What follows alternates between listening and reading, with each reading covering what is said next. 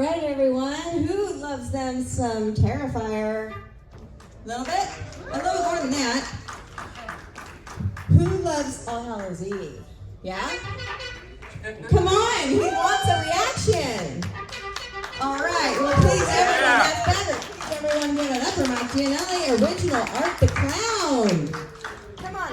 Woo! We're a small but mighty audience tonight. All right? Welcome, sir, to Days of the Dead. Thank you so much. Great to be here. Have you done any cons yet? I know I've seen you announced on a few, but have you done any yet? 2 in 2023, 2 Monster Manias. Okay, wonderful. And I was on panels, but it was with Damien and Right. everyone else, not by myself. Are you afraid? A little nervous. A little nervous. All right, I'll go easy on you, okay? You got dirt from Damien, I'm nervous. Not real dirt. All good things. All good We're things. throwing him right under the bus. Okay, now I did have to, a little inside baseball here, I did have to reach out to Damien personally. I'm like, all right, give me the dirt on Giannelli. Because you're not an actor by trade. This is kind of all you did, right? And there's nothing on you online. So I was like, no dirt. Help. There's a different picture of someone, I have no idea who that is. I'm like on the IMDb, I'm like, that's Really? Yeah, and I'm credited for a movie called Stripes, where I played, I don't know, Yes. Raphael. I wasn't in it. And that's not true. That's a lie. I wasn't in it. Yeah, so... And Giannelli's not that common of a name. So. No, for real. So this Ninth Circle Terrifier All Hallows Eve, that was your only thing that you've done? Yes. Right? Okay, so there you go. Anything on the internet is a lie. A lie. Anything Just else? those. Anything else? And this is it. All right, good stuff. So can you tell us what it was like being Damien's makeup guinea pig? Oh, it was wild. I mean, Days, he'd call me up and he's like, I'm going to shoot you in the head today. And we'd go through this whole process and he'd put the wax on and like the squib, and he had like a blank gun. And he would go outside and he would fire this in the middle of the day. You just hear Dave, he's like, Damien, what the hell? And it's just me with just like blood pouring out my face. Turned me into a zombie at one point. Got me out of work one time by putting a black eye on me, and I was just walking through the mall, and I was a security guard at the time at the mall. And they were like, are you okay? I was like, yeah, it was just some people outside of Berkeley. They're like, don't come in tomorrow. And before I get, I was like, all right, see you later.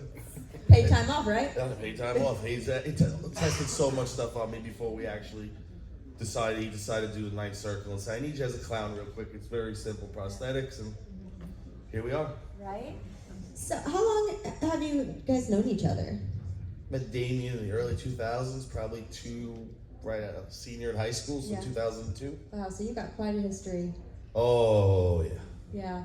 And he also told me that he created the character of Art the Clown in your dining room. Yes, where my mother lives now, yes. I actually have the original sketch in my house signed by him with his old signature. Right. And he told me, he's like, one day we got to get to an authenticator. I will authenticate that. And he's like, you will have the only known copy of the first official sketch. I have all notebooks. He would come over to my house, we'd hang out in my room, whatever, and he'd just take a notebook and draw on the sides. And I have notebooks just filled with all his drawings of like Jaws, zombies, arts, everything. So was this just you guys hanging out, or did you have any input? Or was this a collaboration? Were you part of the creative process, or were you just like hanging out and he was doodling? That, I think the only thing I don't want to say something because I might have had my hand in the name Art the Clown. Okay. Because I think we decided, like, look at that, that's like the best clown I've ever seen. It's a work of art. And like, one of us said that, we were, that's it, you know? it. And then, once again, here we are. Whose idea was it? His idea to use the black and white color scheme on Art? Yeah, I had nothing to do with the other than maybe the name. That was all Damien taking tropes from, he's a super film buff, it's his life. So it was all tropes, like, his homage to, he always found clowns scary, mimes even scarier. The whole thing was originally supposed to be a clown on a bus or on a train. Right. And we tried to film it, but it was almost impossible and people come out on a train. So, and he's like, forget it, we'll just do it in a train station. Mm-hmm. And in the Ninth Circle, that's not even a train station. He's that good that he could take any room and he just... What? Yeah, that's not a train station. I can see that, yeah. Okay, so when I reviewed the Ninth Circle, All Hallows Eve in general, on my podcast a few years ago, right? And I live here in Chicago. I don't have a car. I take the trains in the middle of the night because I'm a waitress, right? And especially like on holidays like Halloween, when people are completely covered up, it is horrifying. And then I saw that, and I'm like, thanks. Thanks a lot, because I'm always like, who's under that mask? Because they could literally do anything to you and no one would know. And the CTA at 3 a.m. is rough. It's like the MTA at 2 p.m. in New York City. It can be rough at 2 p.m. too, but at 3 a.m. it's a whole new ballgame, so. Yeah, I wouldn't go on either at that time. Yeah, I pour, so me take it. Everyone says, why do you always look like you're going to kill someone? Like when I'm sitting there on the train, when I go out Survival with friends. mechanism. Right. Well, I'm like little 5'2" over here, right? And I'm like, well, you got to look crazier than they are. Absolutely. And no one's going to mess with you. And also, keep your eyes up, keep your eyes open, see people casing the train and stare at them. Real crazy. And they move on instead of trying to make you a target because you can identify them. But at Halloween, they're covered. And so that's always a day that I hated going out. Everyone's like, oh, you must love going out for Halloween. No, I hate going out on Halloween. I'd rather stay home in bed because Halloween's for amateurs. 24/7, 365, right? So yeah, that part of All Hallows Eve was the scariest part. The fact that it took place on Halloween? The fact that it was on a train and it was a masked person. Yeah. Horrifying, right? So good job. Thank you. Good job, guys. Thank you. But that really was not a train station. That was a room? No, his mother used to work for the guy who ran the grounds of an old Seaview mental. It was mental at one point. It is where they discovered the cure for tuberculosis back. But it was also one of those places back in like the 40s and 50s where they were doing like not nice stuff to people. Yeah, that's why there was actually tunnels under there so they would be able to roll people through, like, so prospective family members. It's still standing. It's called Seaview Hospital on in Staten Island. Wow. And we would run. We were told you can't go in any other buildings, and we would go through the tunnels, and there was all entrances. And you'd see in these tunnels, you see graffiti. You're fine with that. Yeah. But then you get to a point and there's no graffiti. And you're like, what? And we found like a children's ward with all like old toe tags from like the early 1900s. Yeah, they're considered historical buildings. Right. But so it's not a functioning anything. One part anymore. It's a rehabilitation center now, and his mother ran the grounds, so she let us just do what we wanted. That's even more frightening than knowing that it wasn't a train station. No, what's frightening is that when I was even dressed up as Arthur Clown, I was also a PA. I would help him out with everything. I was a gaffer, a grip. I learned it all. And he would say, I forgot something in the office. He'd be like, Sid, go get it. And I'd have to go through these tunnels with like this flashlight, pitch black. You start off slow. You start going a little faster and faster. And then when you see the light, it's just me with those floppy shoes flying through. Like anyone, like I'm the scariest thing running through. That's what he used to say. Did you ever get scared of your own shadow? Yes. Yeah. Oh yeah. Ooh. Off the subject of filming, Jamie lived across the cemetery from me. We have a cemetery that separates the developments. And I would hang out at his house, and I'm like, could you drive me home? He's like, Sid, it's literally a 5-minute walk. It's like a 10-minute drive. I'm like, I'm a little nervous. He's like, you are the scariest thing walking through that cemetery right now. So, yeah. That's amazing, horrifying, creepy. I love it. I want to go. No. I need to go. That's so cool. There's a bunch of places on Staten Island like that. Oh, yeah. Well, the whole Northeast. Yeah, they actually just tore down the monastery that was abandoned, and apparently there was this whole rumor that there was steps that went like down into basements. And one time we found the steps, but we never went down because that's what kids would do on weekends. Let's go to the monastery. Let's go to Seaview. Let's go to Willowbrook and just go through the woods and go through all these abandoned buildings. Oh, Willowbrook. Oh man, I saw that documentary. That turned into the College of Staten Island where I went to school, and then I broke into the basement and I found a copy of the Necronomicon that someone had wrote it, and for some reason was published on Staten Island in the 1960s, that copy of the book. I still don't know why. Oh my gosh. Willowbrook, was that the Geraldo one. The Geraldo one. Because, I've seen so many of those old documentaries, stuff with the little children, all that. I can't keep. And that was a big influence on American Horror Stories Asylum. Yeah, definitely. Oh, yeah, that. Yeah. Oh my God. Oh, wow, that's so cool. Okay. If you're ever on the island, let me know. I will. I'm going to go to the island just to do this. That's probably the only cool thing to do on there. So we need to make a plan. If you like pizza, maybe you guys are from Chicago, so you have your own. I like all pizza. Good. Because they're two different things. You can't compare either. No, I love all pizza. I'll try anything once or twice. Twice just in case it was a bad night. Staten Island's got the best pizza in New York City. Is that so? And the best bagels. All right, guys, I'm holding you to that. Absolutely. It's got to happen. All right, he also mentioned that I should talk to you about what do you remember about coming out of the dirt floor in the Terrifier short? Oh, yeah. What is he talking about? Tell me. So Damien's a very on-the-fly guy. He could have all storyboards written up. He could be passing something while walking and just go, no, we're using that. Found a shed. I forget why we couldn't use a room. We were going to break glass or something like that. But we didn't get the fake glass in time, or it wasn't fitting in the window. So he's like, we need to do something. And already I'm itching to get out of this makeup. Yeah. I was like, oh, whatever, Physically ready to go, right? And Damien was smart. He knew at the time I smoked cigarettes and I couldn't do that in the mask with the teeth and the lips. So he would just say, 5 more minutes.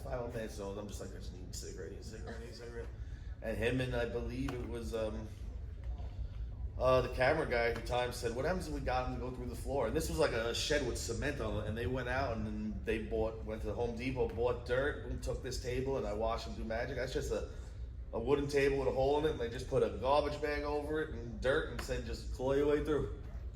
Turned out to be when I saw the final product, I was like, that is incredible. That is one of my favorite shots of the whole movie. How long did it take you to claw your way through? That was a pretty quick scene to film.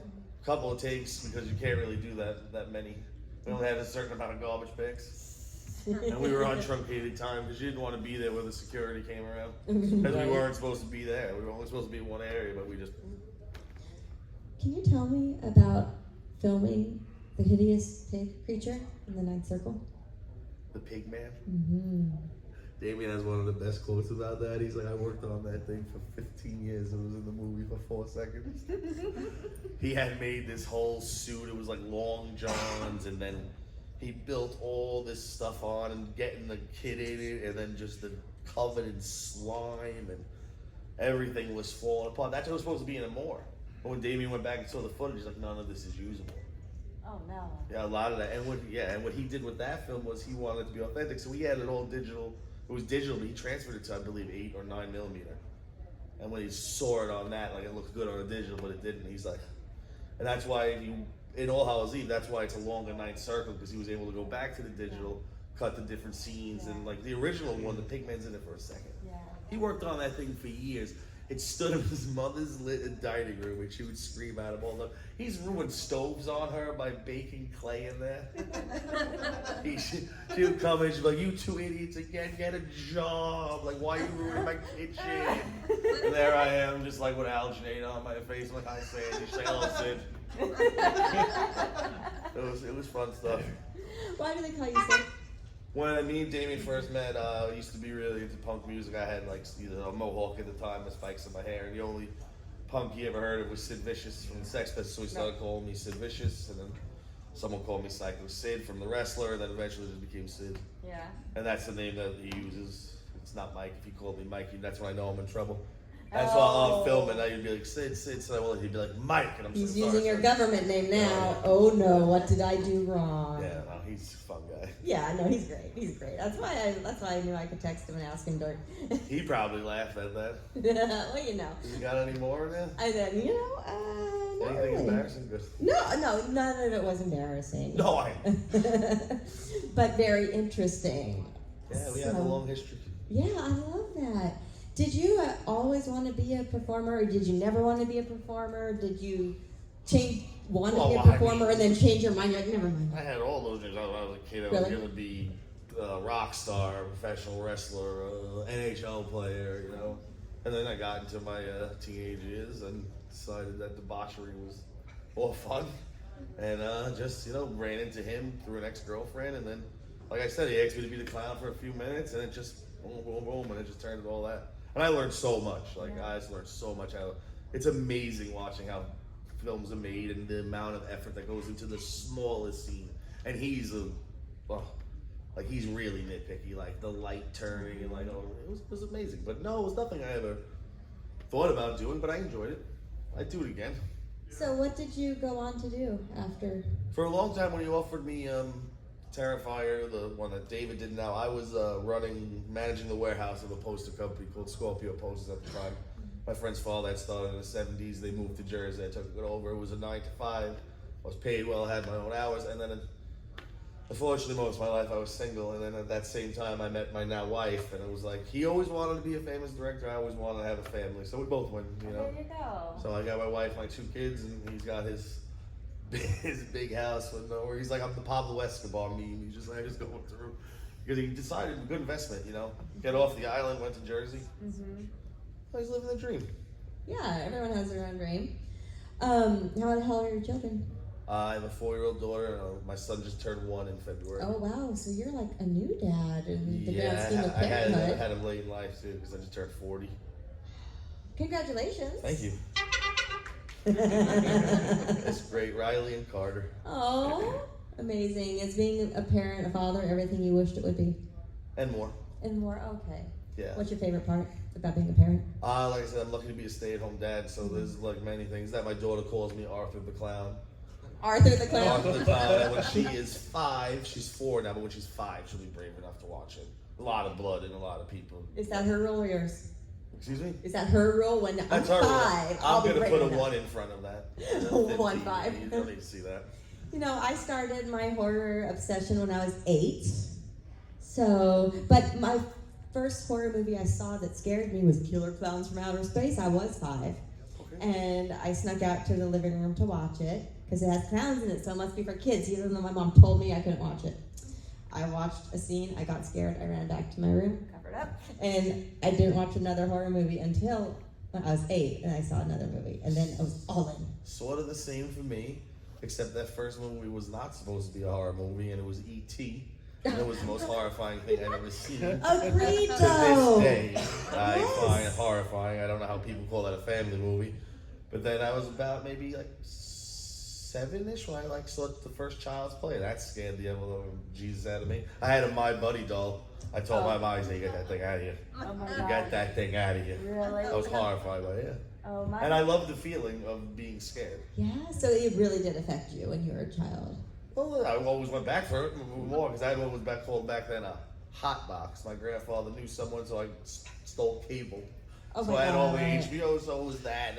I love The that. Friday the 13th, Candyman, and Pumpkinhead. See, I was never afraid of the horror movies. I was like, until, like, 5 I was, but 8 I was all in. And I was obsessed with the effects.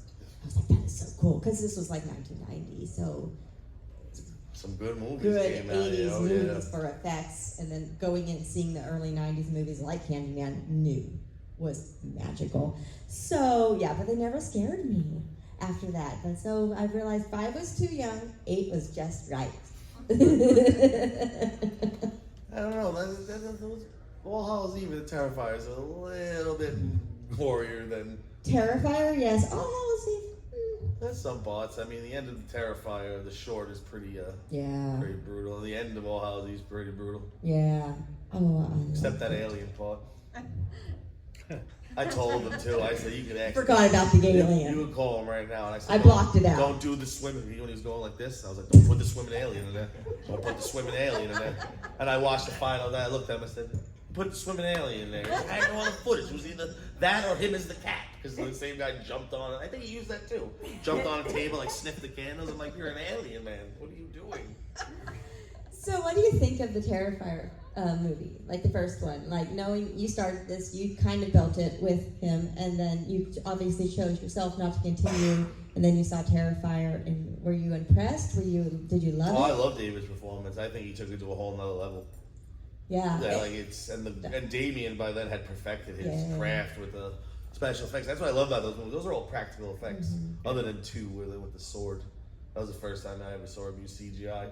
Oh, Rolling yeah. sword. Yeah. Yeah, That's amazing. it was amazing to see a guy like get to a point where he's like using CGI. But I was impressed with them. A little gory for me. Right, yeah. What's your favorite subgenre of horror? Like me, I'm a slasher girl. There's supernatural, possession, I'm vampire. I guess Your sci-fi guy? space like Event Horizon's like probably my Got it. favorite. horror movie, if you consider that. Like, I have an irrational fear of space and aliens. It all started with that greasy little. I had to trust him. He doesn't even like potato salad. It all started with E.T. Doesn't even like potato salad. I actually got a little over it. I went to Universal a couple years back with my wife because her sister worked there, and I went on the E.T. ride. Anyone been on that? Yeah. There's much scarier creatures on this planet than him. Uh-huh. It was like, you're a normal one. Sci-fi, I guess. Yeah, sci-fi. All right. Space. What's your favorite horror film in this moment? Because mine changes. In this moment now, I've been really rewatching the Alien franchise, and Alien 1 is. But I've also watched Phantasm recently too, and I love Phantasm. Is the first one in that installment your favorite, or are you a third part? The first one and that one, I enjoy all of them. I mean, another big one I've been watching a lot recently because it was nostalgia. Pet Sematary 2. I just remember that Gus with the to the tire with his head. It was just, I was a kid. I was like, he was cooler as the zombie than he was when he was alive. Yeah. And Man, to find out later that guy became Mr. Krabs. What a world. That performance by Clancy. Yeah. Horrifying. Ugh. I might honestly like that one better than the first one. I like The first one's horrifying, the but first one's great. I love them both for yeah, they're what both they good. can offer. Two totally different movies. The 90s was just great with that cheese, though. That's what I love about that stuff. On the record, off horror movies, one of my favorite movies of all time is Harley Davidson and the Marlboro Man. So let's take everything I have to do with a grain of salt. Because that movie is pretty bad. You ever see it? No? Don Johnson and Mickey Rourke. Don Johnson wanted to break into movies. Mickey Rourke wanted money. It ruined both their careers. When was this? 91 or 92. Okay. I got my homework for next time. Yeah, it's a great movie. Got my homework. Okay, so do we have any audience questions at the moment? Because I can keep going.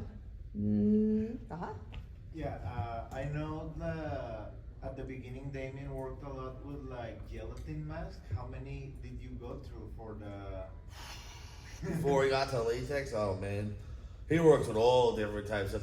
Yeah, the gelatin, they would melt as like you would film with it or whatever. It would melt. I think the original art was gelatin, and you would just start peeling off the edges, and it got really hot. And then he got smart about it, molded my, because he would just free do it at first, and then he molded my face, and then he started building that with clay, and then he got into latex, and that was good. But yeah, the gelatin ones, those were bad. And any slight heat, it was just melted. It wouldn't stay on any. If you were sweating before you put it on, it was just. Well, but it was fun. Damn it, Sid, stop sweating. Oh yeah, stop moving, Sid. Come on, Sid. Just come on, Sid. Only a few more minutes, Sid. A few more minutes, Sid. When you were filming in any of it, was there ever a point where you were just like, oh man, like what the hell are we doing? This is gross. This is just. Yes. There were certain scenes that didn't make it into Terrifier the short, where we had literal like animal organs, Oh. and he was gonna do a kill with that. And what happened was we didn't use it is because they were in a bucket in the tunnel in the middle of August. So by the time we opened that bucket up, it cleared out like 300 feet. People was like, no. So that's gross, but no, nothing really. I mean, he was smart. If you see in these movies, I look all crazy, like when I come out of the floor or whatever. It's because he would tell me in the morning, all right, Sid, we're going to film you first. We're going to start the makeup at 6. We'll be done by 8. We'll start filming you at 8:15 a.m. You'll be home to play your video games, do whatever, drink your beers, do whatever. It's okay. 12 o'clock, 1 o'clock, 2 o'clock, 3 o'clock, 4 o'clock. I ain't filming yet. And I'm just in there. No smoking cigarettes. I can't eat. I can't drink. And I got to a point, I'd be like, you know what, Damien, I'm done. I'm about to rip this off. He would stop whatever scene he was doing and go, we film him now. Yeah. And then I would just breeze through these things. And he would do things like, yeah, you're mad at me. You're mad at me. Hold like a packet, hold the cigarette up behind the camera. And like, you want these? And I loved it, dude, because it motivated me. Yeah. Because instead of making a mistake, and it all came out great, you know? But we were just the pals that just prank each other all the time. And we always like sorry to say this, we fuck with each other in any situation we could. Oh, I love it. Yeah, just make each other laugh until we throw up, like, you know. How do you know you're real friends? Right? Yeah. Anyone else up there? Yeah. Are you ever going to work with him again? Hopefully with Terrifier 4. Really? Well, we wanted to get me into Terrifier 3 as a cameo as myself, and it just scheduling, and he was right. He felt like it came out fast. I mean, he filmed that fast and got that out there. So we're in talks. I just sent them the other day. Someone sent me a message on Instagram saying like it would be incredible to see both of you in a movie together. And I sent it to him. He's like, if the fans demand it. We demand it. So let's see. We demand it, Damien. Start an online thing. What am I terrified for? Let him get paid this time. Oh. Pay the man. No, I did that for a week free. It was all guerrilla filming. Yeah. Oh, definitely. And it was fun. I think one year we filmed on my birthday and he got me the Ghostbusters video game for Xbox. Yeah. Love That it. was cool. But it was worth every penny. The finished products and situations like this was worth it. 'Cause I never wanted money. Right. He was just going into debt. So when Terrifier 3 was being filmed, your wife is expecting or just had it, or? He was born in February of 2024. Yeah. So it was right in that time. I had saw Damien right before the November of 2023 at Yeah. Monster Mania, and we were talking about it, and he had some ideas of how to get me in there, and then I kept texting him, and actually, a friend of mine and my buddy Eddie's in the crowd, his stepdaughter is a huge fan, and like she wants to get in, and I asked Damien, he said, yeah, but it just rushed him through, and he was like, my bad, he's like, we'll get you the next one, I promise. Definitely. We'll see what we can do. Maybe I'll get back in if he allows. Maybe I'll get back in the costume. I don't know how we'll work that out, but we had some ideas. Damien, Art versus art. come on. We want him back. We demand it. I'll do it, Dave. I'll give you no shit this time. It'll be perfect. Yeah, because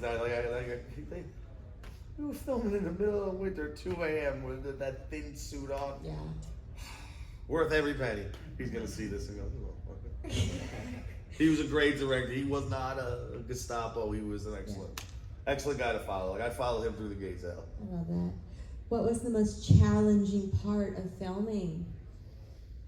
Scene wise? Yeah, well, for you personally, in the filming process, what was the most difficult part for you? It really wasn't the actual filming. It was the makeup. It's just the process of getting on. I can't sit still.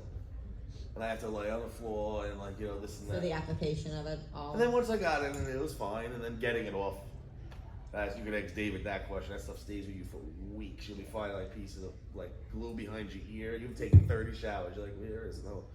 Right? But the hardest scene to ever film was in the Terrifier short, the bag over the because it was a real bag, and and she got scared, even though it wasn't only for a second. And it was just tough to film. A lot of that was really for her. That poor girl. Yeah. She did excellent. Everyone did in that movie, man. Everyone. I really need to go back to the episode that we did on it, because I was like, I had this takeaway. I'm like, it's part this, it's part cropsy, it's part all those things that we love. And my biggest takeaway from All Hallows Eve and then into Terrifier movie was Damien took the best parts of All Hallows Eve in all the segments and put it into Terrifier, and that's why it worked so well. It did. So All Hallows Eve is the origin story is pretty phenomenal, and I tell everyone they need to watch it. Appreciate that. Yeah, that's For sure. It's a great movie. It's annual Halloween viewing for me. That's awesome. It really is. Me and my wife got a kick out of it. They did it on the I don't know his name, Joe Bob Briggs. yeah. Bob Briggs. He did a Halloween one with that, and it was just wow, watching them dissect it. And if anyone gets a chance, go home and listen to the commentary with me and Damien. And no All Hallows Eve. It is probably one of the funniest things. Is that on the DVD It might be just or what? it's on. It might Okay. just be. We might have just done a commentary for the Terrifier short. Okay. But that is one of the funniest things you'll ever hear. Just me and him in his garage. Just there's parts that will cut out. It's just us laughing. It's us laughing. It was fun. And this is why physical media is a must. Yes. Because I'm a obsessive collector of DVDs. Same. Now I've just barely branched into Blu-rays. Finally got a Blu-ray player, and so I got some of those now. But I saw All Hallows Eve, and I still have only seen it on streaming on Tubi. So I don't get that stuff. So now I need to purchase the DVD so I can get that stuff, right? You can still get it. It's still out there on Amazon. Yeah, yeah, but now see, instead of watching it on streaming. Oh yeah, no, it's way better on. Yeah, see, this is why. I'm a big physical guy too. This is why. Yeah. stuff gets taken off of streaming and it's gone. Yeah, and then You own it for forever if it's on your shelf. Right, because you technically don't, even if you download something, like they did that with me, because my daughter loves Ghostbusters, which is one of my favorite movies of all time, Ghostbusters 2. We downloaded them, bought them for the upstairs TV because and then one day they just weren't on Amazon anymore, and it's like, that's the contract you signed. You just borrowed it until we did. Yeah. Thank God I got like 30 copies of it on VHS, 5 different DVD box sets. I got like 4 copies of Child's Play. There you go, I got a couple of collections The original. of those. Yeah. They just kept releasing new ones with a new Yeah. commentary, And which then of course I have to that have. nice box set with like a little doll in the front. So you got that in the yellow. Except part 1 isn't in that. No, but I have the special edition of that one. Mm-hmm. Yeah, see, physical media, that's what it's all Love 'em. about. Love them. And now these 4K steelbooks. Yeah. That's what my brother-in-law has been getting for me. He just got me Alien Romulus, and it's just like wild. Like when it goes to those old school DVDs that you would pop open the side thing, they were made of like the worst cardboard. Oh, I hated those. Yeah. And I they still always, have they a lot always of those. stuck out of Yeah. the shelf. Oh yeah, I they were still always have a so little many. longer, and I just see them in there. And I go through that phase of like, do I want to just put those by themselves so they don't have these? Because I'm visually just, I need it to be perfect. How is your DVD physical media collection organized? Because mine's organized by topic. Like I got my possession movies, I got my franchises. How is Just yours? alphabetical order, Alphabetical? DVDs and the Blu-rays. And Damien will tell you this. He's always said this. He goes, "You have one of the most eclectic movie collections that anybody on the planet could walk in and find a movie that they like." And that's Really? yeah, it's pretty wild. Got a little bit of everything on A there. little huh? bit of everything. I love like music. I just love movies. If I like it, I buy it. I love that. Don't tell mom the babysitter's dead. I just recently got one I've been trying for a long time. Big Girls Don't Cry. Did anyone remember that Yeah. movie? Oh my gosh, I forgot about that movie. Found it on DVD, sealed. Me Score. and the person who made that movie were the only people on that. Score. Score. So good. Are you a collector of like toys, trinkets, or not? Peter so? Venkman figures, basically just him. Recently, I just got into collecting Lego minifigs. Yeah. Just walked away, bought a bunch from the guy out here. He's got some crazy stuff. Got an alien, a xenomorph, a Ripley, a Beetlejuice. Oh my god. I got Candyman. Lego. Is he over this guy over there? No, I someone bought it for me at C2E2 one year, which is a convention I here. gotta see these. My coworker bought it for me. One of the attorneys I work for there. She's like, I saw this at C2E2 and thought of you here. It was the best. No, just movies, Blu-rays, nothing really. Got it. Yeah, Amazing. nothing. Pretty boring. We're all just a bunch of nerds here, and Oh, absolutely. it's all interesting to everyone. Any audience questions before I wrap her up? Going once, going twice. All right, one final question from me. You kind of obviously you were never like in the industry, but so you stepped away. But what is something, if you were to get back into this entertainment industry, that you would like to try to do? Maybe old childhood dream that never got fulfilled. In like the film industry? Entertainment in general. Oh, entertainment. in Film, general. entertainment, whichever. Performing. Perform. I have to be a rock star, man. Yeah. Like I love music too. But back in the day, I was going to be in Guns N' Roses. I was going to be in that band. But yeah, probably some with music. I flirted with that a little bit. I could play a couple instruments, but never played a show or anything because I. Do you still dabble? Do you still play? Yeah, until I met my wife, who's a classically trained guitarist, and made me thought I was good. I could barely play a G chord. She's just like, yeah, I still do. Wow. Yeah, she played Carnegie Hall, played the What? Governor's Mansion. Yeah, Oh my gosh. yeah, she's classically trained. Yeah. That's But we're getting amazing. back into it. My daughter loves piano, so we got. I'm gonna give them everything. They want an instrument, get it. My mom would tell me, "You better not play that damn thing. It's too damn loud." Really? Yeah. An acoustic guitar. Yeah. Yeah. Oh my gosh. That didn't stop me. Exactly. I encourage you to get back into it. Yeah, Just do it. Yeah, I've been thinking about it. I might start a band with the family. Yeah. I started on bass. My wife plays guitar. My daughter on piano. My folks did that. My brother and sister, they're twins. They're 13 years younger than me. And my mom and dad started their own little band because they moved to kind of like the middle of nowhere in the mountains. And they would get snowed in all winter long. Just jam. I know, and that's what they would do. They would spend all summer preparing the house for winter and stockpiling food for winter. They couldn't leave. And so, and killing their own meat and such, and skinning the deers, and just deep freezing everything. Sign And then me up. all winter long, jamming. And so, and my sister introduced my dad to the Ramones. Or not, I mean, I'm sure he knew they were, of course, but she got him involved in the music. And they would play Ramones songs in the living room. I have a controversial take on the Ramones. Oh, do tell. I don't consider them the creators of punk at all. No, I know nothing. I'm a Broadway show trained girl. New York Dolls New York Dolls? were the original. I think New York Dolls. You had the bands like, I mean, I would consider the Ramones more of a boy band, punk band, pop punk. The beginning of I pop can punk. see that. They're great. They're incredible. No, yeah, I can totally But see that. people go out there. People forget about the New York Dolls, Velvet Underground. Yeah. Yeah. Like that's all New York stuff too. Right, So, right. David Johansen, rest in peace, just died from Yeah. Staten Island. Yeah, definitely. Yeah, man. Well, Mike, Sid, whatever you want to be called. You can call me Sid. Mr. Giannelli, thank you so much Thank for you. coming. Everyone, please give it up for this man. A Rachel Roberts.